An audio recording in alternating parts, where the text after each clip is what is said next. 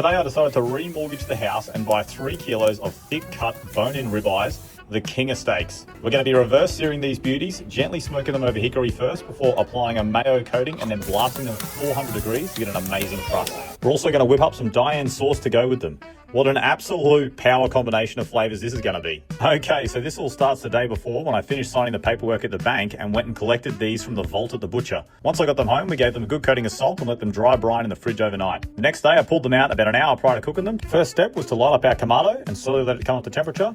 Because we're reverse searing, we want to ensure that we keep a close eye on the temperature gauge, and once the temp hits about 120 degrees, we want to mostly close our top and bottom vent to allow the temperature to stabilize right around 125 degrees. Once the Kamado is ready, we'll load our steaks onto the grill rack where we have our heat deflector plates in and the grill racks in the top position to set us up for low and slow cooking. Then insert the meter probe so we can monitor the temperature. Next step is to chuck a few small chunks of hickory, and remember, when smoking inside a Kamado, less is more. They trap smoke really well, so you really don't need too much, and if you overdo it, the smoke can easily overpower the flavour. So use the wood sparingly. Then, throw the steaks on, shut the lid, and now we patiently wait for the steaks to come up to temp. While we wait, we can whip up our Diane sauce, one of the all-time Aussie pub favourites. This is made from finely chopping shallots and garlic, and then adding these to a saucepan with a big old whack of butter. Let that simmer for a few minutes before slowly adding some beef stock, Worcestershire sauce, Dijon mustard, and then cream. Stir it all together and let it simmer for another 5 to 10 minutes, and we're all done. Once your steaks have hit an internal temp of around 50 degrees for medium rare, you can pull them off the Kamado and let them rest.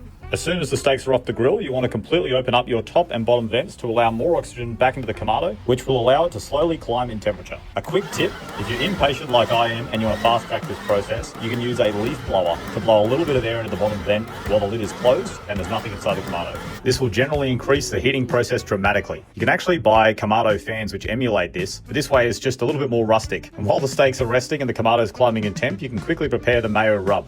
This is incredibly easy. Just mayonnaise mixed with your favourite rub.